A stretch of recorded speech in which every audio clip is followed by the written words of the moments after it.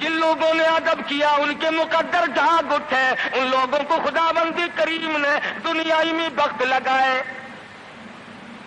حضرت خالد بن ولید رضی اللہ تعالی عنہ، اطلاع دی گئی، خبر ملی کہ عیسائی سردار عیسائی بادشاہ 1.5 لاکھ کے قریب فوج لے کر مسلمانوں پہ حملہ کرنے کے لیے آیا ہے۔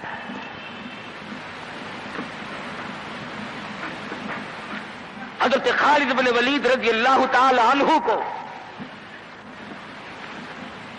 50-60 آدمی دیے، جاؤ بادشاہ کی فوج کا اندازہ لگا کے آؤ، تخمینہ لگا کے آؤ، اسلحہ دیکھ کے آؤ، ان کی تعداد کا اندازہ لگاؤ وہ کتنے ہیں۔ حضرت خالد بن ولید رضی اللہ تعالی عنہ چند صحابہ کرام کو ساتھ لے کر کے پہنچے۔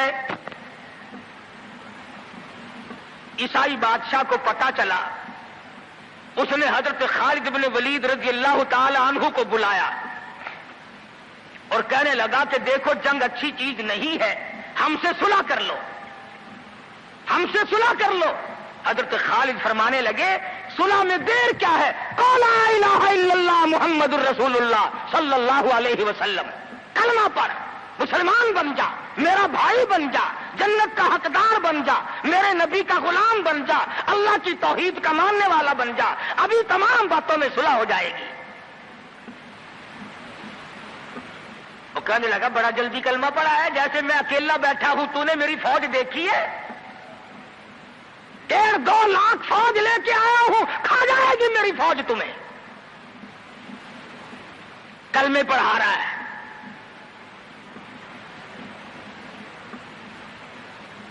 حضرت خالد کو کہنے لگا تجھے پتا نہیں تو کس کے سامنے کھڑا ہے؟ فرمایا ہاں، ایک عیسائی کافر کے سامنے کھڑا ہوں۔ وہ کہنے لگا ہے کوئی جلاد؟ فوراً تلوار لے کر حاضر ہو گئے، کہا اس گستاخ کی گردن کاٹ مارو۔ حضرت خالد کے ساتھ 2 آدمی اور تھے، انہوں نے یہ نہیں کہا ہے جی اجی ہم تو یوں ہی بات کر رہے تھے جی، اجی آپ برہم ہو گئے، اجی حضور آپ ناراض ہو گئے۔ حضرت خالد نے یہ نہیں فرمایا کہ باہر والوں کو اطلاع کر دو، وہ 50-60 آدمی تو ہمارے ساتھ مل جائے۔ 2 ساتھیوں کو فرمایا اب ایک دوسرے کی طرف مت دیکھنا، تلوار نکال لو، انشاءاللہ حوض کوثر پہ ملاقات ہوگی۔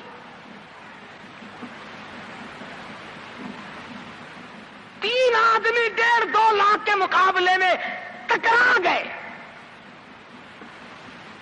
یہ نہ سوچا کہ ہوگا کیا۔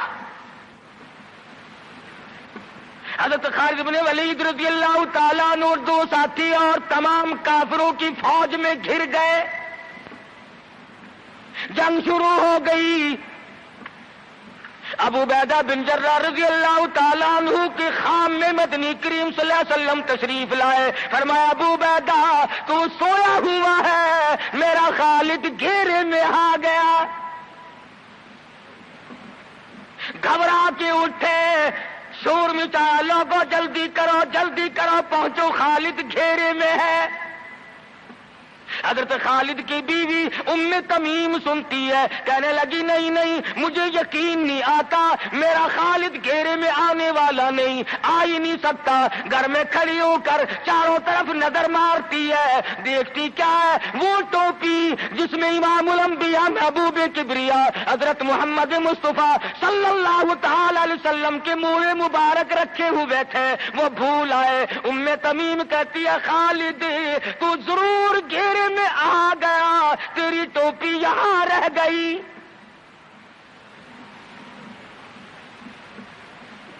ام تمیم نے ٹوپی لے کر کے شور نہیں مچایا، کپڑے نہیں پھاڑے، چہرہ نہیں نوچا، ابو عبیدہ کے پاس نہیں آئی، بغل میں ٹوپی دبائی، برقع اوڑھا، گھوڑے پہ سوار ہوئی، تلوار لے کر گھوڑے کو سر پٹ چھوڑ دیا۔ صحابہ دیکھ رہے تھے، ارے یہ کون ہے؟ یہ کوئی جاسوس معلوم ہوتا ہے، اسے پکڑو۔ صحابہ نے گھوڑے دوڑائے، گھیرے میں لے لیا، پوچھا برقع پوش تو کون ہے؟ کہنے لگی نہ چھیڑو، خالد کی بیوی ام تمیم ہوں۔ تو کہاں چلی ہے؟ کہنے لگی میرا خالد گھیرے میں آ گیا، ٹوپی گھر پہ بھول گیا، وہ پہنچانے چلی ہوں، ہمیں دے دے ہم پہنچا دیں گے، تو عورت ذات ہے۔ کہنے لگی خالد کی جو قدر میں جانوں تم نہیں جانتے، جان دے دوں گی مگر ٹوپی کسی کو نہ دوں گی۔ نکل پڑی، آ کے دیکھا تلواریں چل رہی ہیں، گاجر مولی کی طرح آدمی کٹ رہے ہیں، حضرت خالد بن ولید بیچ میں ہے، ام تمیم نے تلوار نکال کر چلانی شروع کر دی، گاجر کی طرح لوگوں کو کاٹ مارا۔ خود حضرت خالد کہتے ہیں او میرے ساتھیوں، اس نوجوان کو پہچانو، اس برقع پوش کو پہچانو، اس نقاب پوش کو پہچانو، یہ کون ہے؟ جب سامنے گئی نقاب اٹھا کے کہنے لگی خالد تیری بیوی ام تمیم ہوں، یہ ٹوپی بھول آئے ہو، پہنچانے آئی ہوں۔ اور کراچی کے مسلمانوں تم نے کبھی سوچا نہیں خالد کے سر پہ نبی کی ٹوپی نہیں، جس میں نبی کے بال رکھے ہوئے تھے، وہ گھیرے میں آ گئے۔ آج تیرے پاس قرآن نہیں، تو گھیرے میں ہے۔ وہ ٹوپی گھر پہ بھول آیا تھا، تو قرآن کو مسجد میں قید کر کے آیا، آج تو کفر کے لرزے میں پھنسا ہوا ہے، تو گھیرے میں ہے، تجھے کوئی نہیں نکال سکتا اللہ کے قرآن کے سوا۔ تم کتنی عسکری طاقت بڑھاؤ، تم تعداد بڑھا لو، تم چھوٹے بڑے زور لگاؤ، کتنی تم کوشش کرو، خدا کی قسم جب تک تم اللہ کا قرآن لے کر کے نہیں بیٹھتے اس وقت تک تمہارا گھیرا نہیں ٹوٹ سکتا۔ تم نے اللہ کے قرآن کو مسجد میں قید کر دیا،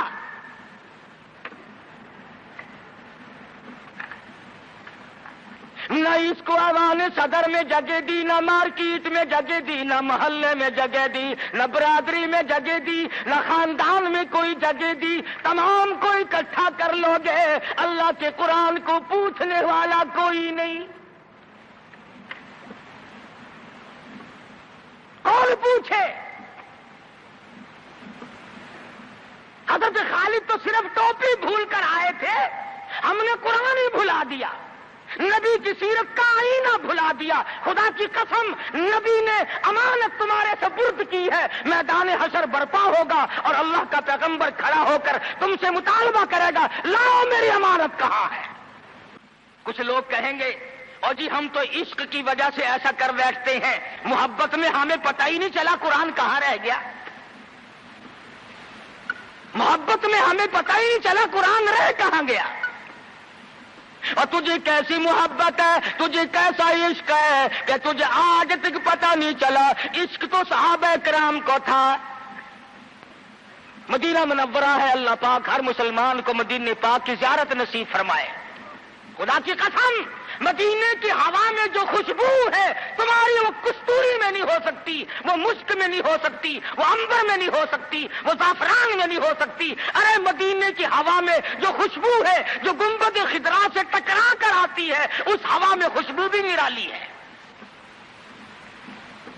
صحابہ کہتے ہیں کہ جب ہم نبی صلی اللہ علیہ وسلم کو تلاش کرنے کے لیے نکلتے تو کسی سے پوچھتے نہیں پھرتے تھے، بلکہ مدینے کی ہوا بتاتی تھی ادھر آؤ ادھر آؤ، حضور ادھر تشریف لے گئے۔ مدینہ منورہ میں ایک جنگ کی تیاری فرمائی، صحابہ اکرام کا لشکر تیار فرمایا حضور اکرم صلی اللہ علیہ وسلم نے۔ جمعے کا دن ہے، صبح کا وقت ہے، لشکر کو ساتھ لے کر کے تشریف لے گئے، 2-3 میل تک رخصت فرمانے کے لیے گئے، دعا کر کے واپس آ گئے، اللہ تمہیں کامیاب فرمائے۔ صحابی ہے حضور اکرم، سب کہہ دو صلی اللہ علیہ وسلم کا۔ آؤ عشق کی بات تمہیں بتاؤں، حضور اکرم صلی اللہ علیہ وسلم نے روانگی کے وقت فرما دیا، توجہ کرنا، لشکر کو رخصت کرتے وقت فرما دیا اور میرے دیوانوں اور پروانوں اور میرے جانثاروں بات سنو، پہلے جھنڈا جعفر طیار رضی اللہ تعالیٰ عنہ کے ہاتھ میں دینا، پھر جھنڈا عبداللہ بن روا کے ہاتھ میں دینا، پھر جھنڈا اسامہ بن زید کے ہاتھ میں دینا۔ حضور کے کلام کی مراد کو اگر صحابہ نہیں جانتے تو کون جانتا ہے؟ سمجھ گئے صحابہ کہ جعفر طیار شہید ہوں گے، یہ جو حضور نے فرمایا پھر اس کو دینا، پھر اس کو دینا۔ حضور صلی اللہ علیہ وسلم کے کلام کی، فرمان کی، ارشاد کی مراد اور منشا غرض و غائب صحابہ سمجھ گئے کہ جعفر طیار شہید ہوں گے، اور پھر عبداللہ بن روا بھی شہید ہوں گے، اور اسامہ بن زید بچ کے آئیں گے۔ صحابہ کا تجربہ تھا حضور کے کلام کو سمجھنے کے لیے۔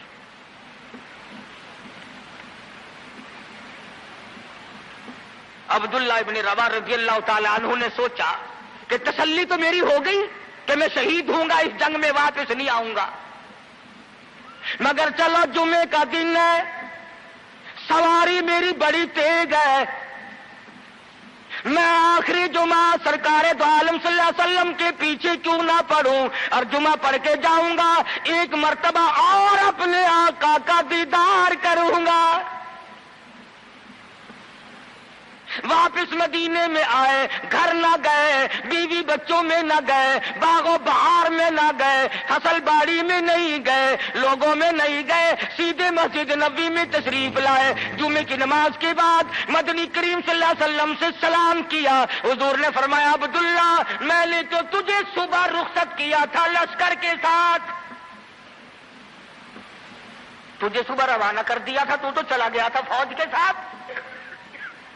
عرض کیا یا رسول اللہ میرے ماں باپ قربان ہو جائیں، آپ کے فرمان سے میں نے یہ اندازہ لگایا کہ میں شہید ہو جاؤں گا، میرا یہ آخری جنگ ہے، یہ آخری جہاد ہے۔ میرے دل میں ایک بات آئی، آج جمعے کا دن ہے، اپنے آقا کے پیچھے جمعہ بھی پڑھوں، آخری جمعہ پڑھوں اور آخری دیدار کر کے جاؤں۔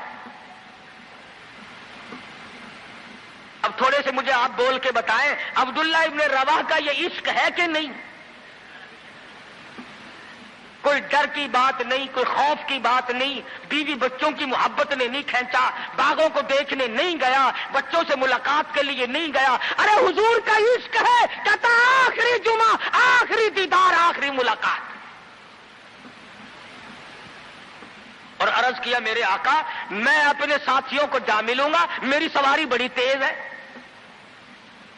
امام الانبیاء محبوب کبریا حضرت محمد مصطفیٰ صلی اللہ علیہ وسلم کا چہرے انور سرخ ہو گیا۔ فرمایا عبداللہ تو ساتھیوں کو نہیں مل سکتا، نہیں مل سکتا، جب تیرے ساتھی جنت میں جائیں گے 500 سال بعد میں بہشت میں جا سکے گا۔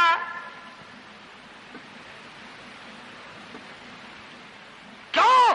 اس لیے چاہے تم عشق کے تحت آئے، محبت کی وجہ سے آئے، جذبے کی وجہ سے آئے، جمعے کے لیے آئے، میرے دیدار کے لیے آئے، میری ملاقات کے لیے آئے، جب میں نے رخصت کر دیا تھا میرے حکم میں تاخیر کیوں کی؟ پتا چلا عشق بھی وہ مقبول ہے جو حضور کی غلامی کے اندر ہو۔ غلامی سے باہر جو عشق ہے وہ عشق نہیں، وہ فریب ہے، وہ دجل ہے۔ آج آپ دیکھ لیں، نام دیکھو، شکل دیکھو، نام ہوگا عاشق رسول اور شکل دیکھو تو خدا کی قسم بالکل ایسا معلوم ہوگا جیسے اندرا کا بھتیجا ہو۔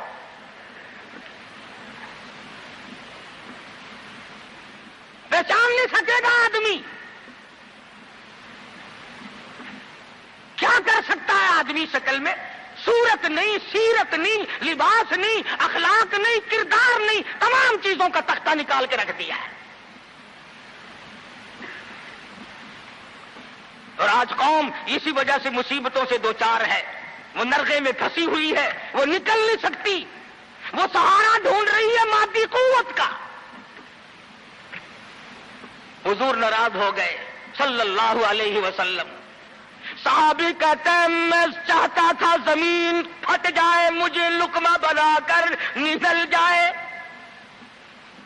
صحابی کہتا ہے مجھے زندگی تلخ لگنے لگی، ہائے میرے آقا مجھ سے ناراض کیوں ہو گئے؟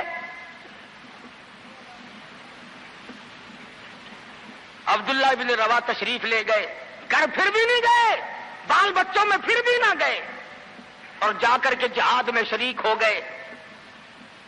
3 دن گزر گئے، کوئی چیز حلق میں نہ گئی، کمر سیدھی نہیں ہو سکتی تھی، جنگ سخت تھا، لڑائی شدید تھی، تلواریں چل رہی تھی۔ عبداللہ بن روا فرماتے ہیں مجھے بھوک لگی، سیدھا کھڑا نہیں ہو سکتا تھا، مجھے یاد آیا میرے تھیلے میں گوشت کے خشک ٹکڑے موجود ہیں، میں ان کو منہ میں لے کر ذرا چوسنے لگا، مجھے مدینے کا باغ یاد آیا، مجھے بیوی یاد آئی، مجھے اولاد یاد آئی۔ اے نبی کے دیوانے کا طرز زندگی دیکھ۔ صحابی کہتا ہے میں نے انگلی حلق میں ڈال کر وہ بوٹی باہر نکال دی، کہا اچھا میں تجھے کچھ کھانے کے لیے دینے لگا ہوں تو یہاں بیٹھ کر گھر یاد آیا، کھڑے ہو گئے اور فرمانے لگی اور میری بیوی اور تمہیں طلاق ہو، اور میرے باغ بہار جاؤ، اسلام کے لیے وقف ہو تم آج کے بعد میرے نہیں۔ کسی نے پوچھا کیا کہہ رہے ہو؟ فرمایا ہاں ہاں، نقشہ سامنے کیوں آیا؟ آخری وقت میں دنیا کا نقشہ میری آنکھوں میں کیوں کھینچا؟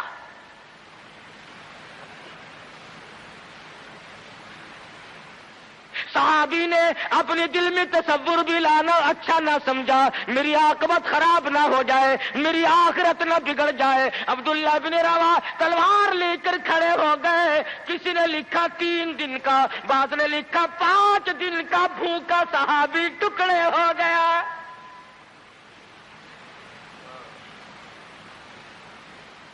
یہ تھا عشق جسے عشق کہا جاتا ہے، لیکن حضور کی اندازہ لگاؤ حکم میں تاخیر کی وجہ سے 500 سال بعد کو بہشت میں جا سکے گا، اور جنہوں نے حضور کے احکام کو سرے سے ٹھکرا دیا، سرے سے ماننا ہی نہیں، انکار کر دیا، اب یہ فیصلہ تم کرو، اب یہ فتویٰ تم دو کہ وہ جنت میں کب جائیں گے۔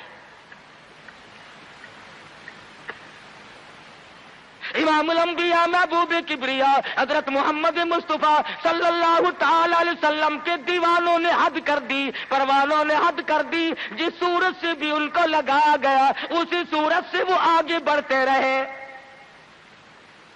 فاروق اعظم کی حکومت ہے، سب کہہ دو رضی اللہ تعالی عنہ۔ مصر کے علاقے میں کافروں نے ایک سازش بنائی، لڑکیوں کو ہار و سنگار کر کے کوٹھے پہ کھڑا کر دیا۔ پروگرام مسلمانوں کو پہلے معلوم ہو گیا کہ مسلمان فوج کے کلچر کو تباہ کرنا چاہتے ہیں، مسلمان کے اخلاق و کردار کو برباد کرنا چاہتے ہیں۔ فاروق اعظم کو خط لکھا، اور راستہ کوئی نہیں فوج کے گزرنے کا، ایک ہی راستہ ہے، اور اس راستے کو خراب کر دیا گیا، اس راستے میں کانٹے بچھا دیے گئے، حسن کی دولت بکھیر دی گئی تاکہ مسلمانوں کا دل خراب ہو۔ ارے یہ کافر کا بھی عقیدہ ہے کہ اگر مسلمان کا پاؤں پھسل گیا پھر یہ جہنم سے اڑے نہیں ٹھہرتا۔ فاروق اعظم رضی اللہ تعالیٰ عنہ نے خط کا جواب دیا اور صاف صاف لکھ دیا کوئی پریشانی کی بات نہیں، ساری فوج کو اکٹھا کر کے قرآن کی آیت سنا دو، ساری فوج کو اکٹھا کر کے قرآن سناؤ۔ چنانچہ کمانڈر نے، سپہ سالار نے فوج کو اکٹھا کیا اور قرآن کریم سنا دیا، وَقُلْ لِلْمُؤْمِنِينَ يَغُضُّوا مِنْ أَبْصَارِكُمْ وَيَحْفَظُوا فُرُوجَكُمْ ذَلِكُمْ أَزْكَىٰ لَكُمْ إِنَّ اللَّهَ خَبِيرٌ بِمَا يَصْنَعُونَ۔ مسلمانوں اپنی نظروں کی حفاظت کرو، اپنی ایمان کی حفاظت کرو۔ اگر تم کنکھی آنکھوں سے بھی دیکھو گے خدا تمہاری ساتھ ہے، وہ تمہاری تمام حرکتوں کو دیکھتا ہے۔